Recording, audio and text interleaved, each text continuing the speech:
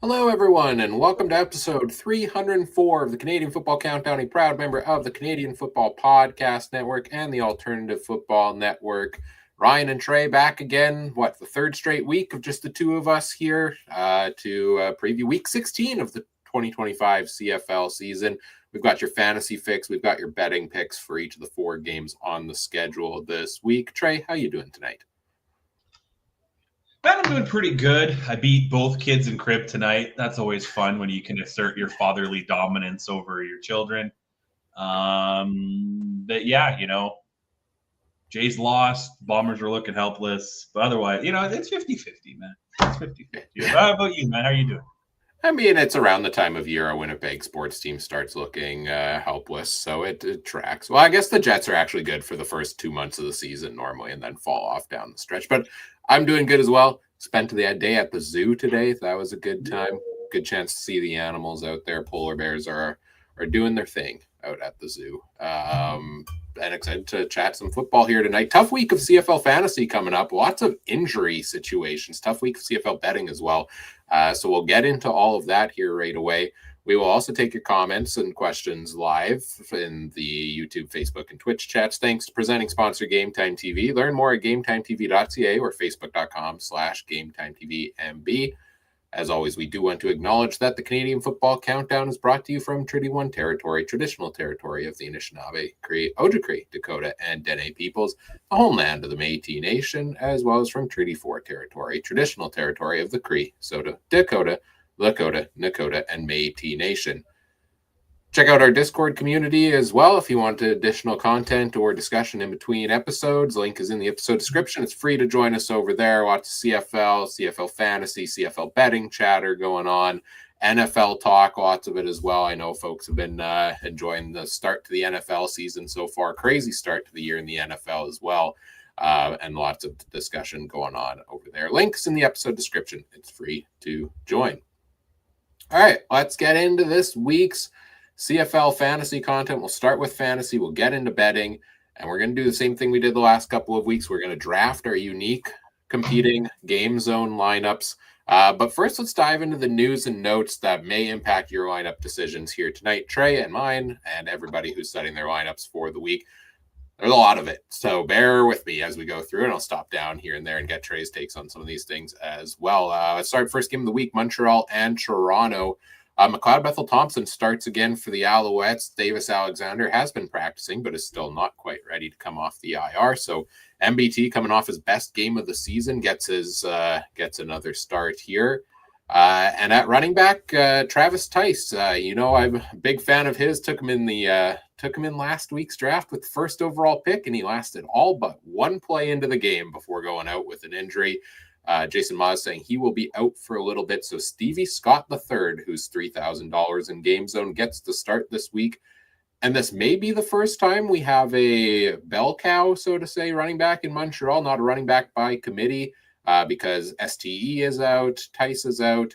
But they also did recently sign Eno Benjamin from the Calgary Stampeders practice roster. So maybe he comes in as a backup and gets a couple of reps. Still a decent spot there at $3,000. And interestingly, Cole Speaker, a healthy scratch last week for the Montreal Alouettes. Kind of wonder if it's ratio related, as that was the first game Sean Thomas Erlington was out of the lineup. Maybe they needed to start. I believe Regis Sabasu got the start at wide receiver in his place. And yeah, surprised he wasn't even a backup on the roster. So continue to monitor that when the depth chart comes out, because I think it just says load management on the injury report. On the other side of the matchup, the biggest injury news of the week, Nick Arbuckle is out for 2 to 4 weeks with a calf strain. Trey, we were debated over the last couple of weeks. Will it be Arbuckle? Will it be Chad Kelly down the stretch, and arguably the most important game of the year for the Toronto Argonauts? Surprise, it's actually Jarrett Daggy getting the start this week. How are you feeling about the Argos offense fantasy wise as a whole outlook with the switch here from Arbuckle to Daggy? I mean, I don't know. They got to throw it to somebody. So, you know what I mean? But we'll see how that goes. Yeah, really unfortunate for a lot of fantasy things here. But I don't know. Argos are a very interesting spot. Like I think there's some big questions around Kelly. He's been talking as if he should have started weeks ago. So is it Right. not health related why he's not playing? Is it is it something else? Is it whatever? Arbuckle coming down right now when he's been playing lights out is real tough, especially in this East Division where all the teams are 2 games apart, kind of thing, 2, 3 Yeah. games apart. So you're right. This is a big game right now, especially with Winnipeg, BC, and Edmonton all licking their lips for that potential fourth place or the third place in the East. Right, this is the game. Right, if you're battling out the West right now for the crossover spot, big game right now. And I don't know for both sides. You know what I mean? We're going to talk about the line in a little bit. 7 is a big number for Montreal, who has a lot of question marks as well. So it's Right. fantasy is just in week 16 of the CFL, man, is just something else. And this is where it gets to crunch time in fantasy, right? A lot of fantasy leagues. I know our leagues are in the final 2-3 weeks of the regular season before we hit playoff mode here. And the Argos have been a team that has just been such a pillar of consistency. Like Arbuckle's been a near must start every week. Jake Herslow has lately been a must start every week. Some of those other receivers like Brissett and Maitel and those guys have been solid fantasy producers. Coaxey when he's healthy. Spencer Brown has been a kind of shining light over the last couple of weeks at running back. I kind of think this elevates him a little bit because I think more than, Arbuckle throwing 35, 40 times a game, maybe they actually, hand the ball off more and they've started to commit more to him. And I wonder if they continue to do so. I feel like often when you see a backup quarterback and unknown come in, there's a lot of dump passes to the running back. So I like that for Spencer Brown there as well. Really don't know what to make of Jarrett Daggy. I think he didn't look great in his previous start/half games he played in Edmonton. I think he had maybe, 3 touchdown passes in 4.5 games or something like that. Didn't look spectacular there. The one shining light, and he's I think like $5,000 in fantasy this week, Daggy is. The Argos brought him in training camp to the point that they let Cameron Dukes go after bringing Daggy in with like 2 days left in camp and really liked what they saw from him. And he was the third string on the depth chart this last week. And they put him in down the stretch over Tucker Horn. So clearly they like what they see from Daggy. So, $5,000 might work out for you fantasy-wise. Going to the BC Calgary matchup, James Butler and Javon Catoy, according to Farhan Lalji, are doubtful to play. They have not practiced all week. If Butler's not ready to go, it sounds like Xander Horvath at $2,500 would get the start at running back, most likely for them. Kieran Poissant at $2,700 might get the start at national wide receiver. You'd have to check the depth chart, of course, on that one as well. I'm interested to see how the absence of James Butler impacts BC's offense here too, because will they throw the ball more, but also will they score as often? Because I think they rely a lot on Butler to pick up those 8-9 yards to help them move down the field regularly. And if you're not getting that potentially, I don't know what we'll see from Horvath yet, but tough matchup against the Stamps this week too. So that could be a major impact on BC's ability to find the end zone this week. On the Calgary side of things, Jalen Philpott's questionable. If he is out, I would think Damian Alford gets back into a starting role somewhere. Seems like he only plays wide out, so either him or Clark Barnes will have to move into the slot position, I would assume, if that occurs. And on the defensive side of the ball, Jalen Hutchings, most outstanding defensive player candidate, likely out of the West, one of the strong contenders for it, missed last game, and Justin Rankin ran for over 200 yards against them. He's back this week, so I kind of wonder how much of that was a contributor into it. But Flair Olamide is out, so that's a big loss on the defensive line there for the Calgary side. Now let's talk about Winnipeg, Ottawa, and get your thoughts here, Trey. The quarterback situation for both of these teams. Zach Collaros has not practiced this week. He seems to keep wearing the jersey to try to show the team that they should put him in. But Chris Streveler to most likely start again at quarterback for the Bombers. Jareth Stearns is back practicing, but still limited. And on the Ottawa side, Drew Brown has been a full participant in practice this week. William Stanback has not practiced, and Devontae Dedmon has been a full participant and may return in the kick return role after missing a number of weeks. Let's start on the Winnipeg side. We saw Chris Streveler last week. It didn't look pretty, but he put up over 20 points and still finished as the QB4 on the week. How are you feeling about running it back with Chris Streveler again? I don't know, man. But I also can cuss Zach Collaros doesn't sound much better either, right? So I don't know about this one, man. It's not looking good in dynasty land of Winnipeg right now with these quarterbacks for sure.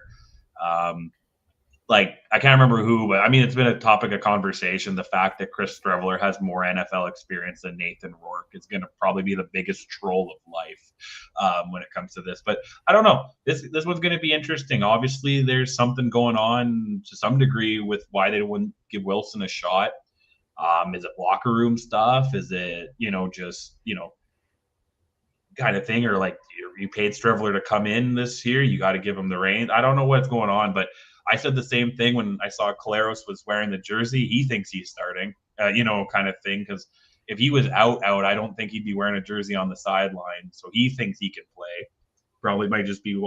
And to be honest, it wouldn't be the craziest thing for him not to practice and play. He's a veteran, right? He probably, he knows the playbook in and out.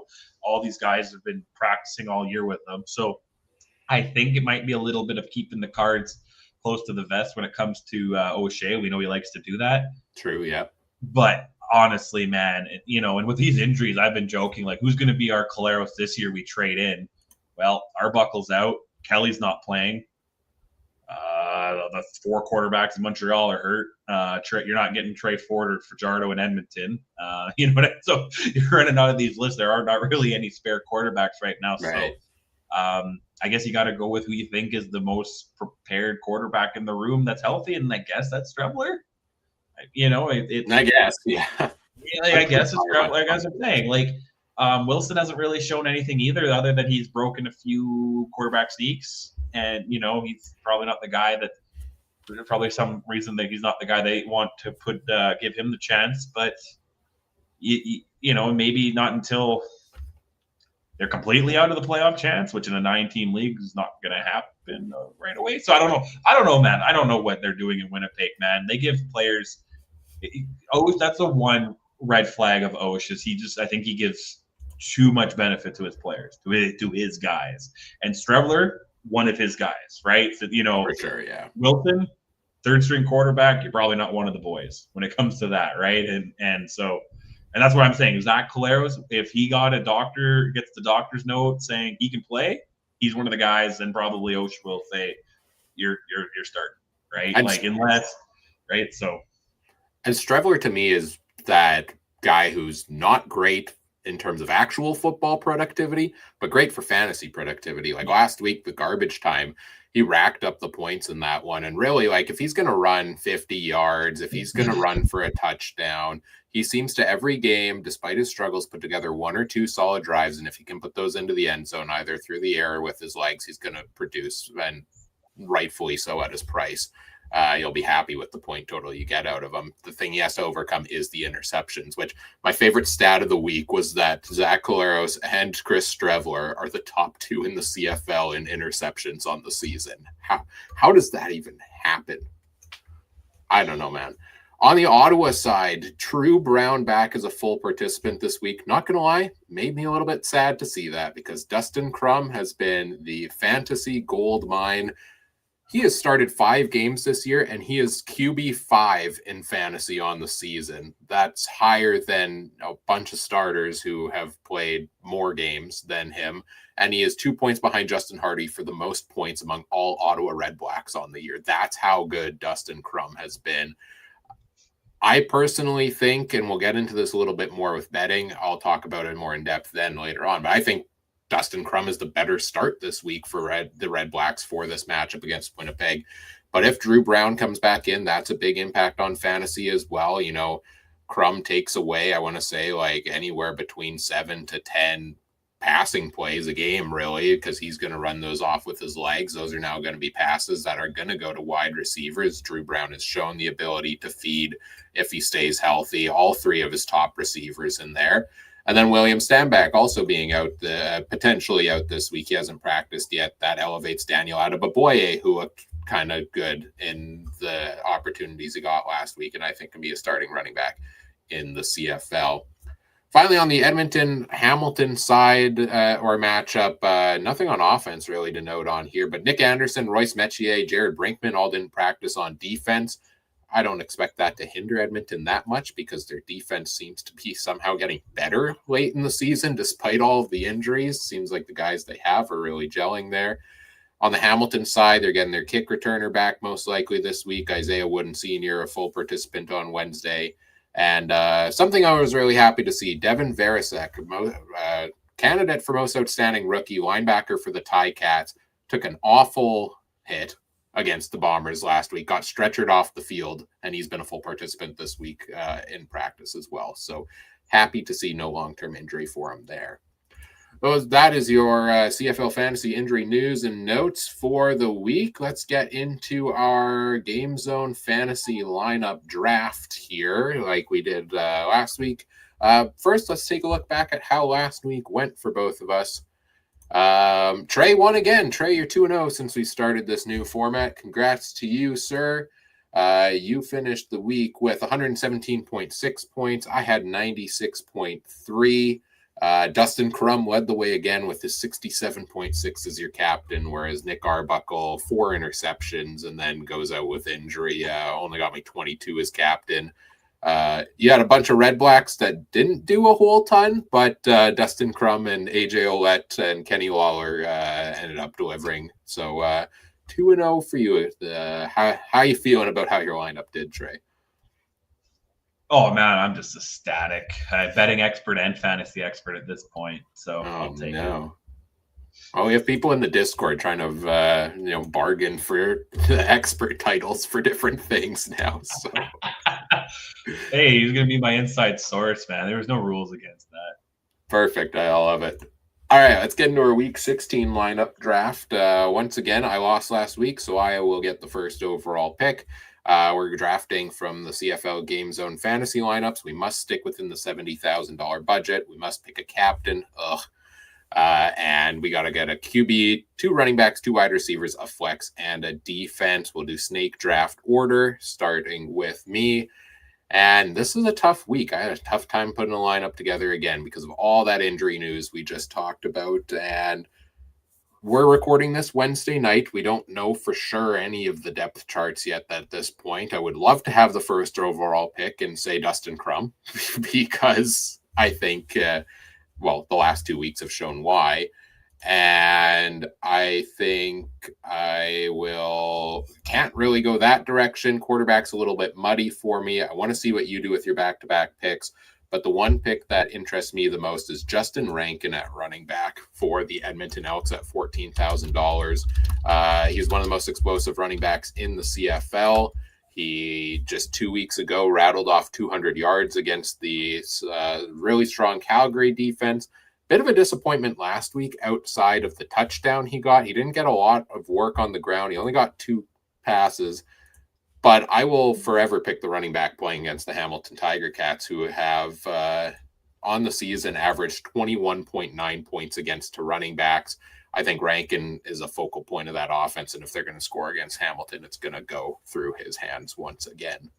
So give me Justin Rankin at $14,000 to kick off this week's draft.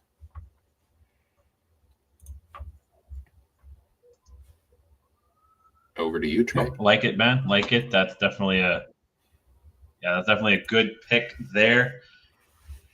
You know what, man? I'm going to go for a little value play to kick things off. I'm going to go with that Scott the Third with 3,000 in Montreal. Since Cease is out. I probably would have taken Cease there, but he's likely out, right? So he is. He's confirmed out, yeah. Okay, just, Game Zone's not updated. It has him healthy. So go with that. Never believe. Yeah. Then my next pick, this is where I'm going to get some savings in. just looked at the schedule. BC Calgary. This would be Vernon Adams Jr.'s first time playing BC. Give me VA in a revenge game against the BC Lions. Been a little bit quieter this last few weeks. He's averaging, or the projected 15.4. But just, I think BC made the biggest screw up in recent franchise history in the CFL by not allowing VA to continue out the season last year. I get why they did it, but I think in hindsight it was a big mistake. And I think they could have been a lot closer to hosting a banner this year if they let VA run. And Calgary might have that banner this November because of it. And I think this is the beginning of the revenge. They play next 2 times in the next few weeks. So I like that angle of it as well. I'm very much in the stats heavy side of things, and I like those extra storylines because they absolutely play into fantasy. Like VA is a guy I write off as not a consideration for me in fantasy at this point because he's finished as QB 5, 6, or 7 in 5 straight weeks. And he doesn't pass a ton. He's completed under 20 passes in every game but one this season, which is a little bit surprising. That being said, he's coming off the bye this week. He's coming against the BC defense, who we saw what Dustin Crum did on them 2 weeks in a row. We saw what Arbuckle and the Argos did on them the week before. That defense has given up quite a bit points-wise. And again, the revenge game in there. So I don't mind the attempt on VA this week because it's a very muddy QB situation for me everywhere else. So Stevie Scott III, Vernon Adams Jr. to your lineup here, which means back to me for back-to-back picks for mine. Trying to figure out how I want to stack my lineup here. Stevie Scott III was going to be a solid play for me in there for my lineup, for my depth. He's probably my favorite cheap play as well. So got to rework some things here. Other cheap plays I could go to for running back. I could go to Daniel Adebaboye, 5,300 potentially. Xander Horvath, 2,500. But I'm going to go to wide receiver here a little bit and take my first one off the board. I'm going to go high rolling here once again. It didn't work out when I put him in my lineup 2 weeks ago in this draft. But then, of course, last week he goes off when I didn't pick him. I'm going with Keon Hatcher of the BC Lions. He is consistently finds himself in the top 10 amongst wide receivers. He gets the workload unlike any others in the CFL. I believe he leads the league in targets. Only 5 last week, but he caught the touchdown. He's at 20-plus points in 3 of his last 4 games. I like the Keon Hatcher play, especially with Butler potentially out of the lineup. I think they will lean on the pass a little bit more, and I think yes, it's a tough matchup against Calgary, but I think there's room for that there. For my next play, I'm going to go over to another wide receiver position, take my first 2 off the board here. And I'm going to go for another depth. I'm going to go for a depth play here that I hemmed and hawed on the last couple of weeks, and he seems to consistently start putting up decent numbers. And that's OJ Hillier of the Edmonton Elks, who 2 weeks ago put up 9.1. Last week put up 10.9. He's $5,500. There aren't a lot of good value plays available at the wide receiver position this week. You've got Saskatchewan on the bye, so you don't have Tommy Neild available to you. You have ambiguous situations with some of these other teams in Toronto, Montreal with their quarterback situation. So I'll take Hillier here to save a little bit of money at wide receiver and then see what you do. You know what? Let's keep it rolling with the cheap running backs. If you're confident that Horvath will start, let's throw him in that lineup to take the 2,500.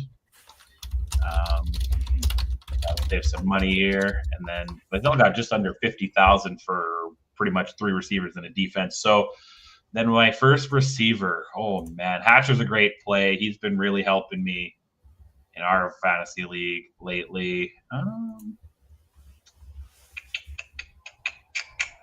This is interesting. You know what?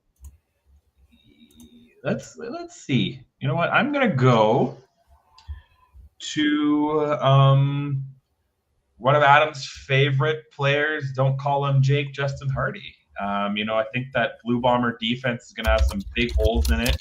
like we've seen. And regardless if it's Crum or Brown playing quarterback, they're going to have to throw it to somebody. So let's go with that. I like that pick. I really like it. Justin Hardy is, I think, one of the top 10 overall fantasy scorers on the season. And, with Dustin Crum until 2 weeks ago, I would have said if he's in the lineup, I don't go that route, but he's thrown over 300 his past 2 games.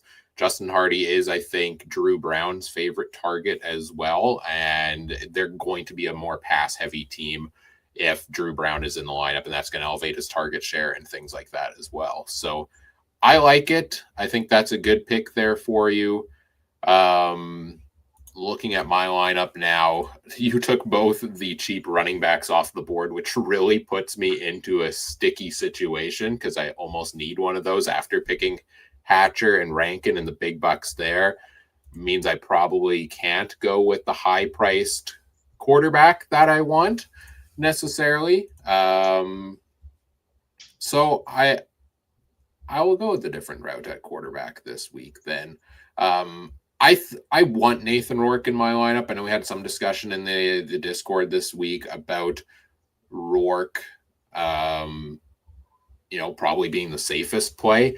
I'm not sure it is. Calgary's coming off the bye. They're getting Jalen Hutchings back on the defensive line. Tough game for BC against Calgary here. No James Butler. Like I said before, how does that impact things for the offense? Do I want to go too BC heavy here? I think this could be a letdown week for Rourke. That being said, he's been the one who's overcome the tough matchups the most in the CFL. So I think there is potential there.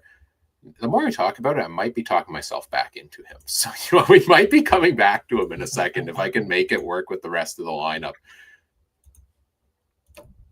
I'm going to take my defense actually off the board first and see what kind of cash I've got left. And I don't have a ton of cash spent or left to spend. So I don't like the play a whole ton, but I'm going with the Ottawa Red Blacks at 3,100 because they're likely playing Chris Streveler, whether it's Chris Streveler or whether it's Zach Collaros. That's not where I put it on the chart. They're going to throw interceptions, and the Red Blacks defense can force some turnovers. They don't get a ton of sacks. They give up a lot of points. That's why they are so low on the list. But I think that will help me with a little bit of cash flexibility here. And just taking a look at what else I have available for my lineup. Okay, I'm feeling good about this. And then I'll go and round out my running back room, and I would love to take Greg Bell. I can't afford Greg Bell. It's not going to happen. But I'm going to take Spencer Brown because if Jarrett Daggy is in at quarterback, I think they do lean on Spencer Brown at the running back position a little bit more. And he's been on fire lately, and I think he's going to be the biggest benefactor of this switch at quarterback for the Toronto Argonauts. $8,500. That's about a $5,000-$6,000 discount over some of the top running back options. And I think Brown has the capability to produce almost as much as any of them do on any given week. So I know I started this off by talking about Rourke in the quarterback position. I might go back to him in a minute to round that out. But I think getting Ottawa's defense, and by your reaction, I have a feeling they were next off your board, and getting Spencer Brown really give me the flexibility to stack the rest of my lineup. Yeah, you kind of screwed up my plan because I was thinking, regardless of which quarterback plays, it's like 1 and 2 interceptions for Winnipeg, right? Or in the league. So yeah, I wasn't going that way. Slight change then. A couple extra thousand will have to go on the board. Give me the Alouettes going up against a very unknown quarterback there. And really doesn't change much because I still have $31,000 left for 2 receivers, and that's pretty much can fit 2 guys in there with that. You know what, though? While I say that, while he's there, give me Herslow, 11,000. Again, 2 quarterbacks got to throw it somewhere. He'll probably still get out 200, 300 passing yards. Might go to a guy. He just might throw a couple picks. That's all. I like it. I like the pick there. Herslow, yeah. Last week in the first half, Herslow had 0 catches on 0 targets and had starting to think, I knew it was a bad matchup against the Elks, but how do you not go Herslow's direction after the touchdown machine he's been? And then he rattled off like a massive day and 24 points in the second half. And he's been arguably the hottest receiver in the CFL. And does that continue with Daggy? Does it not? I don't know. But how do you not bank on them leaning on him near the end zone if they've done it 8 times in the last 5 games? I think you have to. I think so. I guess it's back to me here now with my 2 picks to round this out. And I'm looking through the options. I actually do have a little bit of flexibility now after the other plays I made here. And I want to make sure that I have the space to do this. I'm gonna go with Chris Streveler at quarterback this week. I'm gonna take Streveler at $7,000 because I think Coach O'Shea has that faith in him where even if he struggles, he's not getting pulled. So I'm not too concerned about that. And I think he can make some plays happen. Tough matchup with the Ottawa defense. I really actually kind of like stacking them with the Ottawa defense because if he really struggles, then my defense is scoring big points. If he throws those pick sixes, great. Then that helps elevate my defense. But he's got that rushing ability. I think he can still get the 20-point week based on using his legs and a couple of good drives there against an Ottawa team that has given up a lot of points lately. So I love Nathan Rourke. I do. I would love to fit him in my lineup. I probably will put him in my actual lineup. But Trey took the 2 cheapest plays off the board in Stevie Scott III and Xander Horvath that I would be interested in here. So I am going to go with Streveler at $7,000, which leaves me $16,900 for my flex play, which means I can put anybody I want in here, which is a little bit scary.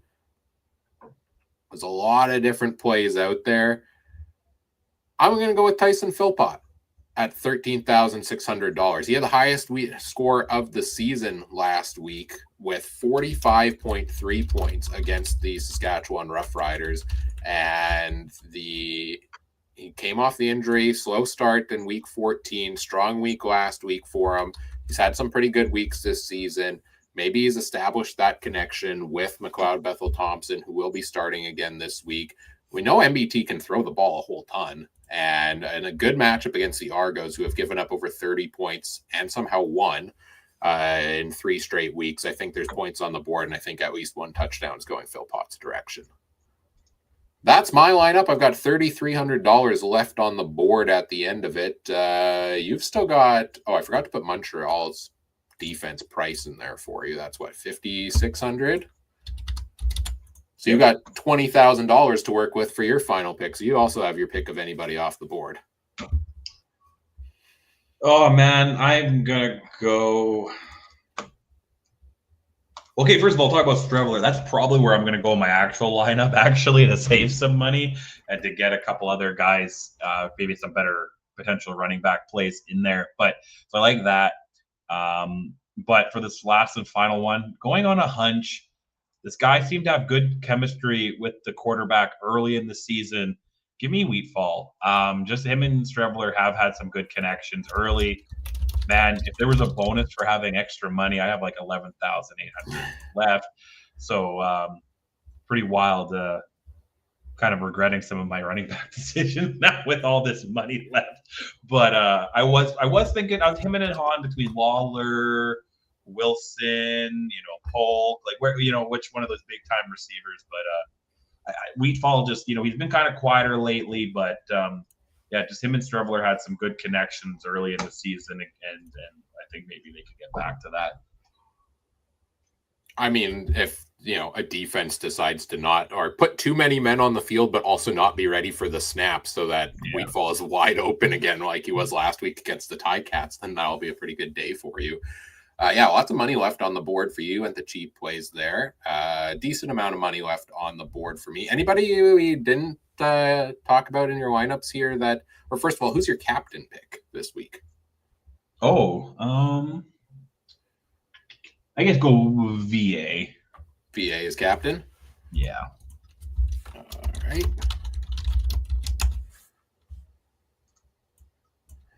And for me, normally it's a given that I'm taking the quarterback as the captain, but not this week. Not with, I'm a little iffy on Strebler. I think he can get to 20 points maybe, but Justin Rankin in this matchup against Hamilton, I have to go that direction. I think he's got, 150 plus yards in him, and I think he a touchdown in him this week as well. So give me Justin Rankin.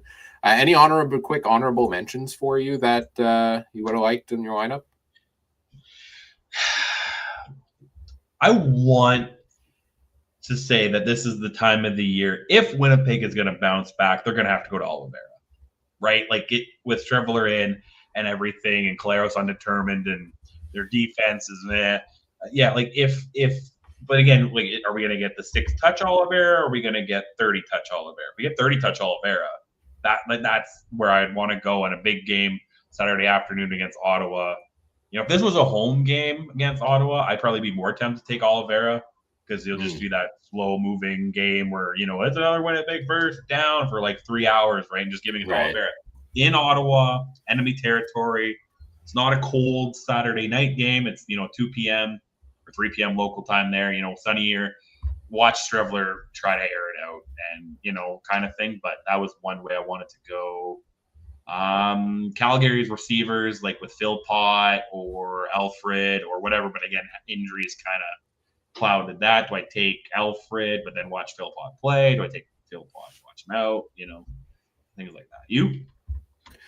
Greg Bell would have been the honorable mention. He's had 20 plus carries in 2 straight weeks and 30 plus points in 2 straight weeks. So if I could have gone that direction, I think Edmonton's run defense is actually pretty good. So I kind of playing the matchup with Philpott against the Argos over Bell against Edmonton's defense. But I mean, some of those injuries on the Elks defensive line, like I'm going back and forth. And if I can fit both Rankin and Bell in my lineup and Spencer Brown somehow, then I'm probably trying to find a way to do that. It would mean taking Strebler, taking the Ottawa defense, probably downgrading Hatcher to somebody weaker at receiver. But Greg Bell would be my one big honorable mention. I'm just always skeptical of, are they going to continue giving him the ball to the same degree that they have been so far the last 2 weeks, because it has been a little bit out of the norm. And I think something reasonable to keep in mind too, fantasy-wise, in that Edmonton-Hamilton matchup, if Rankin's going to run a ton in this glorious matchup against Ticats, and if Greg Bell's going to get 20-plus carries, that game's going to go fast. There's not going to be a ton of offensive plays because the clock is going to keep running for the most part on those, right? So I think that impacts the receivers, and I think that's reflected maybe in the fact that we haven't taken any receivers from that game, despite some obvious good ones on primarily the Hamilton side, but a couple on the Edmonton side as well. Chris Strebler, Justin Rankin as captain, Spencer Brown, Keon Hatcher, OJ Hillier, Tyson Philpott, and Ottawa's defense make up my lineup. So I guess we have one Edmonton receiver in Hillier. Vernon Adams Jr. is captain, Stevie Scott III, Xander Horvath, Justin Hardy, Jake Herslow, Carrick Wheatfall, and the Montreal defense make up Trey's roster. We'll put it out there on the socials and the Discord again this week. Let you vote on whose lineup you think, who picked the better lineup. Historical trends say everybody will vote for me, and then Trey will beat me handily, because that's what's happened 2 weeks in a row. But that's our fantasy preview for this week. So good luck with your fantasy lineups. And now we get into the betting portion of the show. We've got our picks against the spread. We've got our over-under picks for the 4 games this week. But first off, how did we do last week, Trey? Oh, let me pull that up. So last week, with against the spread, Adam had a good week. He went 3-1, while you and I went 1-3. The over/under was where I took off and went 3-1. You were 500 there at 2-2. Adam 1-3, and the coin took a week off. The coin was on vacation. I think it went to somewhere. I don't know. Touring Europe, backpacking across Europe for the week. So season totals against the spread. Adam caught me a little bit. I'm at 33-25. He's at 32-26. You're at 24-30. You got to get to that 500, man. We got a few more weeks left to get you there. The coin's still at 30-24. Over under, though, you are the king of that, but just over 500 at 29-28-1. I'm one behind at 28-29-1, and Adam's kind of falling behind there, 26-31-1. I didn't do winning percentage this week, but overall, me and Adam are kind of at 50%. You're at 47 roughly. So close. You're not losing tons of money. It's you're giving a nice little giving a little That's my donation. motto. Don't lose tons of money. So yeah, and this is an interesting week. Some big spreads in, I don't know, 2 or 3 of the 4 games. So things will be interesting. Yeah, for sure. Yeah, I was on a heater with the over-unders, 7-2, I think, since Labor Day, halfway through this week, and then I got the last 2 games wrong, so I fell to 2-2 on the week. But still 7-4. We'll see if we can keep that going. Let's start first game of the week. Montreal, Toronto. Huge matchup, like we've talked about already in the East Division. Montreal 6-7, Toronto 5-8, just 2 points back for second spot in the West right now. McLeod Bethel-Thompson starts for Montreal. Jarrett Daggy for Toronto. That puts the Argos at 7-point underdogs at home and an over-under of 50.5 on the week. Where are you thinking for this game? Oh, man, this one's tough. Because, if this was Nick Arbuckle, you would have to think that Toronto would almost be favored or closer, like 2 points maybe. I don't know. So it's very weird. So, but 7's tough. I'm going to go with Toronto. Toronto at home, division matchup. I know it's a newer quarterback. They have a pretty solid running back that's been doing good. They have an elite receiving core. I'm not sold on MBT. Is that much of an improvement over who's Toronto's quarterback's name again? Jarrett Daggy. Daggy. I don't think MBT is that much of an all-star compared to him. So I can't see this one being that crazy. And I'm going to go under. I could see this being a 2017 snooze fest Friday night. I'm agreeing with you going Toronto in the under. I had Montreal typed into the doc originally, but as we were talking about it, before we knew Arbuckle was going to be out for a number of weeks, after this week, somebody was asking for my power rankings in the Discord, and I put Toronto at number 1, and I said Toronto's actually my current favorite to win the Cup because they've had like 3 straight games of just absolute magic late in the game. They're one of those teams that seems like it's vibing right now, and just like they're going to go on that late season tear, get into the playoffs, and then they're going to make magic happen. I don't know if they'll win this game against Montreal this week with Daggy at the helm. I don't have a ton of confidence in him, but the Argos do. And sometimes the team having enough confidence in the guy and the weapons around him, like you said, are enough to put him in it. I think, again, Toronto, can make big plays happen on defense, and that could come against McLeod Bethel-Thompson this week as well. I'm going to take the under because I think it is a lower scoring game between these two teams, but I'm going to take Toronto to cover the +7 here. Adam's agreeing with us on the under, but he is taking Montreal. The coin is back from vacation apparently this week, though, and took Toronto, so is agreeing with us. Again, the coin only does money. It's taking Toronto to win, too, right? So that's a big one. I don't know if they'll win, but I could see this being a snooze fest where it comes to a kicker, right? Like kind of thing. So wouldn't be shocked if a missed field goal is kind of the difference here. Game-winning missed field goal rouge. There we go. Yeah. Second game of the week has BC visiting Calgary. Again, the Stamps off the bye week. The Lions off that big win over Ottawa this past week. Calgary at 8-4, second in the West. BC 6-7, tied with Winnipeg for third in the West. So a BC win here actually puts them only 1 win back of Calgary. Earlier in the season, it seemed like Calgary was going to maybe run away with the West, maybe them and Saskatchewan. If they lose a couple games down the stretch after losing their last outing to Edmonton, now it gets extra interesting out in the West Division here. So Calgary coming off that ugly loss to the Elks where Justin Rankin ran his 200-plus yards on them, but they had a week off to readjust from that. Your thoughts on this game? Calgary 5-point favorites at home, over under 54.5. I think everything's pointing towards Calgary, right? They're coming off the bye. Week before that, an absolute shellacking by their provincial rival in the Labor Day rematch. I don't know the stats in front of me, but Calgary's got to be one of those teams that's ridiculous after the bye. You know what I mean? Like it just gives me those vibes that they have to be. BC, not completely sold on still. It's kind of weird to say that they're only a couple games behind, but if they're tied with Winnipeg and Winnipeg wins and Calgary loses, they're only a win behind too. So, I mean, it's not really that crazy if you think of it that way. So I am going to take Calgary -5. I think they could easily win this by a touchdown. 4-2. It's a VA revenge game. 54.5. See, Calgary's defense has been pretty good. So that's where it makes me want to go the under, but I also wouldn't be shocked if this was like a 35, 28 game. We'll go over. We'll go over. Calgary in the over. All right, you're going Calgary in the over. Adam's disagreeing on both. He went BC and the under. The coin is taking BC money line, so they're taking the Lions to win this one. Feel more comfortable with BC at home in this one. I think they play better at home. I'm going to go with Calgary as well because I do agree. I don't have the stats in front of me, but I feel like they are one of those teams that is really good off the bye. They've had time to get some pieces back and healthy. I know they have some question marks in that regard, and I think the loss of James Butler is going to have a serious impact on this Lions offense this week. I think he is the glue that holds it together, as good as Nathan Rourke has looked and as good as some of those receivers are worth. The line is higher than I would expect it to. Well, I can guess based on BC gives up a lot of points and stuff like that. I also don't expect Calgary to score a ton of points generally because I think the passing game has been very slowed down. Yes, Dedrick Mills might get a touchdown here or there, but I'm going to go with the under on this one as well and agree with Adam on the under for this matchup.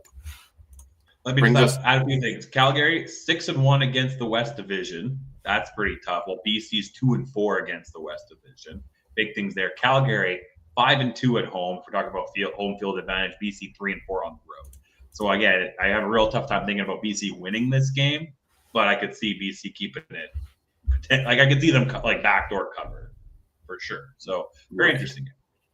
Yeah, I think also that loss for Calgary 2 weeks ago, that was the first loss where I don't have like a logical reason for, right? There were two where VA got injured. There was one in a monsoon game. This one, the only thing I can think of is either, well, they got it handed to them, and also it was a home-and-home series against what I think has slowly become one of the best defenses in the CFL. So I'm not surprised the Elks shut them down and played the way they did last time out against Calgary. So we'll see if the Stamps can bounce back.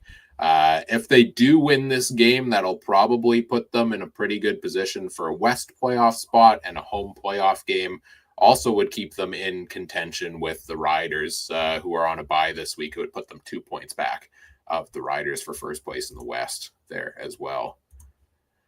Let's go to Winnipeg and Ottawa. The line we've got currently is Ottawa -2.5. I don't know if this line is with Zach Collaros, Chris Streveler, Dustin Crum, Drew Brown. What combination of those? I don't know which one this line is and how the official depth charts will impact it. Over under at 52.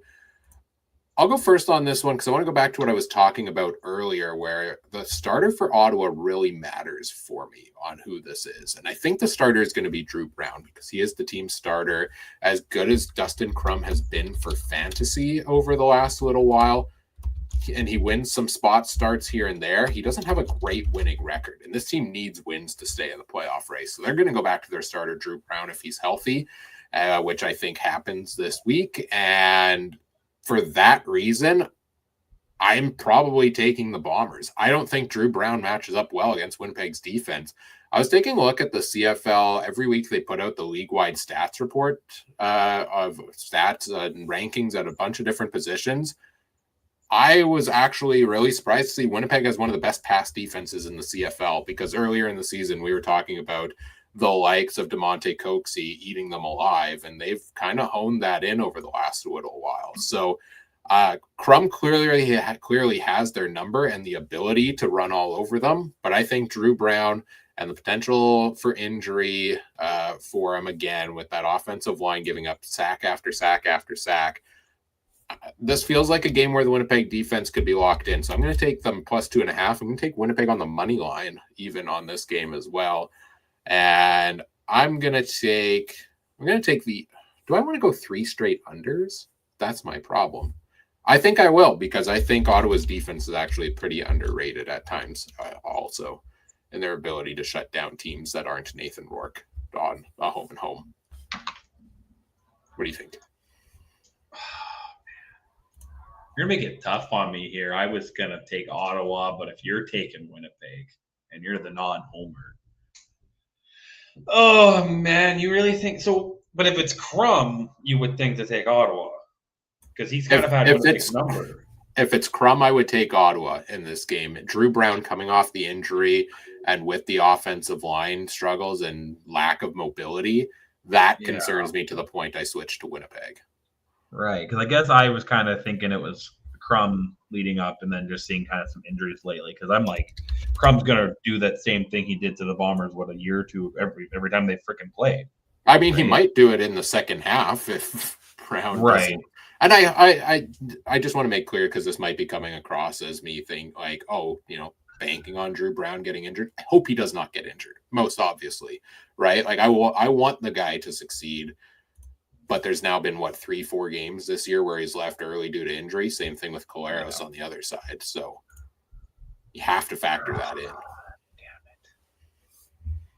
it. While you're thinking, Adam's taking Ottawa and the under as well, and the coin is taking Winnipeg. Adam is so strongly on the Ottawa side that he said you could have made it -10. You know what? Give me the Bombers because this is going to be, like I said, maybe watch this be one of those games. They'll give it to Oliveira 30 times, and they're going to do something and give me hope and then lose 2 in a row after this. So give me Winnipeg, and I'll take the under. All right, we're all going with the under on that. I don't like either of those, but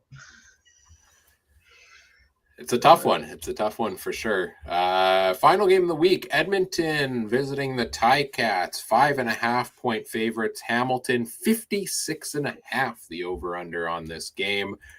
Hamilton looking to kind of lock up the East Division over the next couple of weeks. They've got a 2-game lead on Montreal right now. Edmonton, 1 win back of both Winnipeg, and BC for third place in the West. So they're very much in the race there. Imagine if Edmonton would have won last week. They lost by 1 point to the Argos. Argos kind of had that last-minute walk-off field goal. We'd be talking about Edmonton tied with Winnipeg and BC at 6-7 in the West, which is crazy to think after they started, 1-6 to start the year. But Cody Fajardo has had that impact on them. What are you thinking on this game? I mean, call me crazy, but I'm going to take the Edmonton Elks in this one. It'll be closer than 5. I wouldn't even be completely shocked if Edmonton won. They seem to be looking a lot better, like you just said. Against the East Division this year, they are 4-3 compared to 1-5 against the West. Kind of a crappy road record at 2-5, but so is Hamilton. They're 5-1 against the East, which would make them 3-4 against the West. Hamilton hasn't played great against the West. And Hamilton's actually 3-3 at home. There's no home field advantage right now at the Donut Box or whatever it's called. So I could see Edmonton taking this one and then making things even stickier in both divisions. And I'll take the over. Watch this be a shootout. Fajardo, Levi shootout.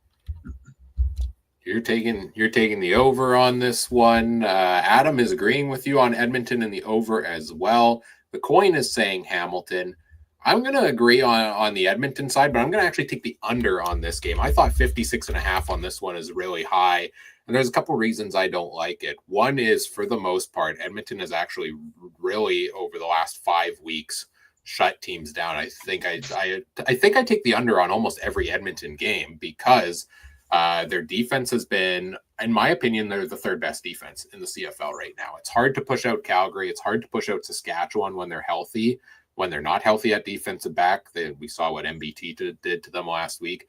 But Edmonton's been shutting everybody down for the most part. Toronto kind of had that second half comeback, but that first half, like Nick Arbuckle and the Argos got nothing going against them, and they seemed unstoppable in weeks leading up to that. On the other side, I think Hamilton has a good defense as well, and Edmonton kind of plays that game manager, Cody Fajardo football for the most part. Yes, Rankin's explosive. Yes, Bell, Lawler, etc. are explosive. So I could see the points going up potentially. But I'll go back to what I was saying earlier about 20-plus carries for Greg Bell. Are we seeing a lot of usage for Justin Rankin? Maybe the clock just goes too fast in this game for them to even hit 56.5 points. So I'm going to go with the under, but I think Edmonton, because of their defense, because of the Justin Rankin rushing matchup, I'm going to take the Elks to at least cover 5.5, and would not be surprised to see them win this game against Hamilton as well. So I don't love it. I took under on all 4 games this week. When we've seen some very high scoring games lately, that makes me nervous, but I also feel pretty confident about a lot of the unders. So if I get 3 out of 4 of them right, I'll be happy this week. Those are our betting picks. Any other last minute topics you've got to talk about from the CFL this week? Or are we ready to start getting into wrapping it up? No, I'm good, man. I'm liking these double headers on Friday and Saturday. I think that's for the schedule for the most part, other than the 3-game week and Thanksgiving weekend. So it's kind of nice. Gets the football done Saturday, leaves Sunday open for other football. I think we're pretty good, man. I don't know. I'm loving that with this schedule to fit that Friday night doubleheader game in. You have to have a late night game in BC that starts at like 8:30 or 9 o'clock Winnipeg time. That's my favorite ideal start time for a football game, because everybody's, settled down for the evening and I can just enjoy myself a good game of football. So 9 p.m. start times. I love it. That's the one thing I like about this, as much as I advocate for the 4 straight days of football. But NFL is filling that void nicely lately as well. That's been some crazy weeks. Do we want to go over fantasy real quick, or like other leagues, or what? I don't. Sure, we can do that. I don't know if we do that because Adam posted it in the chat, the podcast league. Some madness going in that one, a 4-way tie for first. You and I are involved in that, Ryan, along with Piffle's podcast, the Argos Fancast at 10-5. Top 8 make the playoffs in that one. Adam's sitting in 7th at 9-6. So the difference between 1st and 7th is 1 game. That's crazy. I really fumbled the lead in that one. I was 9-0 to start the year, and now I'm 10-5. So I'm 1-6 in my last 5 games or whatever. And not at fault for my lineups for the most part, outside of 1 or 2 bad weeks. It's just everybody's putting up big weeks across this league and the Discord league, if you want to bring that one up as well. Yeah, for sure. I thought Adam said that nobody's eliminated yet. There's definitely some folks eliminated. Yeah, definitely eliminated because there's only 2 weeks left in that. So yeah, and then in the Discord one, which is wild, you are first in that league, but you've been eliminated in the podcast league along with Adam, unfortunately. There's a few eliminations. I think officially I would have 4 eliminated. K-Sizzle, Ryan, Adam, and Larry. FM fans on the elimination block this week if he loses. A couple other guys could be on the elimination block. We have our first guy, Clinch. Josh M. He could clinch first place with a win this week or a loss from the second place guy. Me and Mike are standing pretty strong at 10-5. That one's pretty interesting.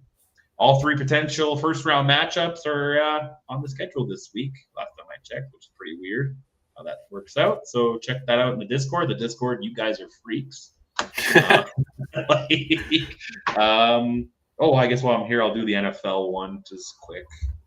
I'll just say on the Discord league, the only thing I care about left at this point, because I'm out of the running, is can I beat Adam in the standings? And 2 weeks left. We play each other this week, so loser gets relegated from the league.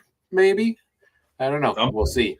Something's got to happen out of this. But yeah, big matchup there for the People's Championship between Adam and I this week in that league. And good luck to Adam and myself, because I need it apparently lately.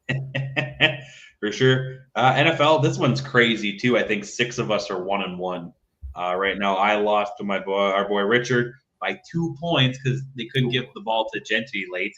That pissed me off. How's that first or second overall pick working out for you there? Not terrible. I just think they got down too late and they stopped running, right? So I think it could have been okay. And they also do not have an offensive line in Oakland. No.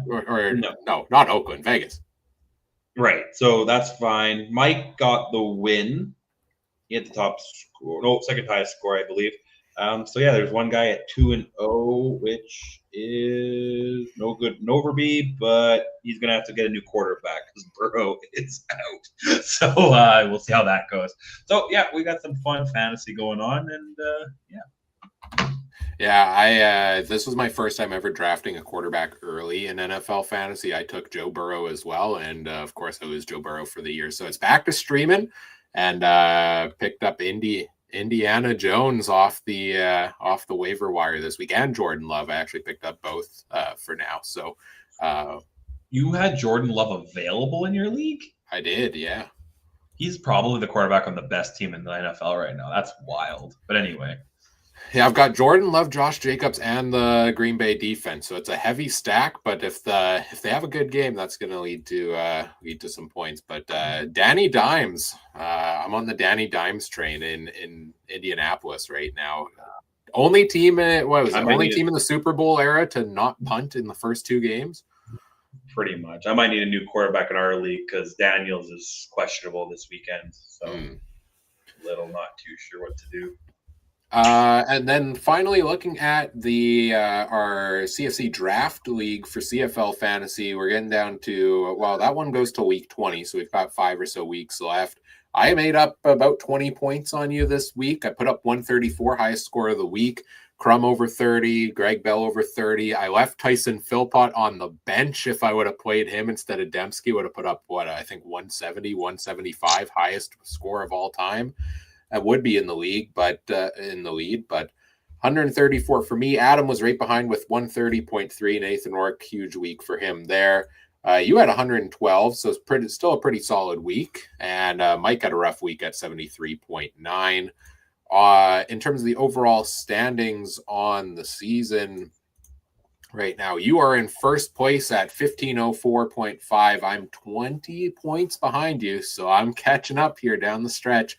And it's going to come down to crunch time here. And part of me thinks you might have wished you didn't blow $50 of waiver money on James Morgan with how I'm going to be using this money down the stretch. Yeah, that's fair. That's fair. And 2 of my 3 quarterbacks, I don't know what they're doing, so it's fine.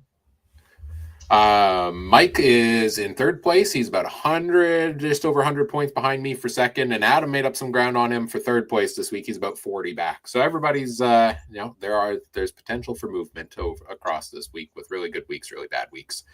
But those are our fantasy leagues. Let's get into our closing wrap-up stuff here. Next week, we're back. Week 17 preview, CFL fantasy picks, CFL betting picks once again. In the meantime, you can check out the Discord. The link is in the episode description. Free to join us over there to come chat along with us in between episodes. We're chatting in there every day quite frequently. And you can follow us on social media as well at CF Countdown Pod on X or Facebook.com/CF Countdown Pod as well. Check out all the other great shows from around the Canadian Football Podcast Network at CF Pod Network on Twitter, Alternative Football Network at the official AFN on Twitter, or alternativefootballnetwork.com. I want to plug on the also Blue Sky at CF Countdown Pod. I also want to plug on the X, something I did last week that I think I might, if I have time tomorrow, do it again this week. So I started putting up polls for CFL fantasy options of here's all the guys in this price range. Who do you think is going to have the highest score, to kind of get some consensus picks out there from the crowdsourcing, the people that follow us. So make sure you check that out at CF Countdown Pod on X to get your say in those polls when we put them out. Trey, where can people find everything you're doing these days? You can find me at the Twitter at TreyMB Harness. A few weeks left of the racing season here in Manitoba, so I'll tweet a lot about that.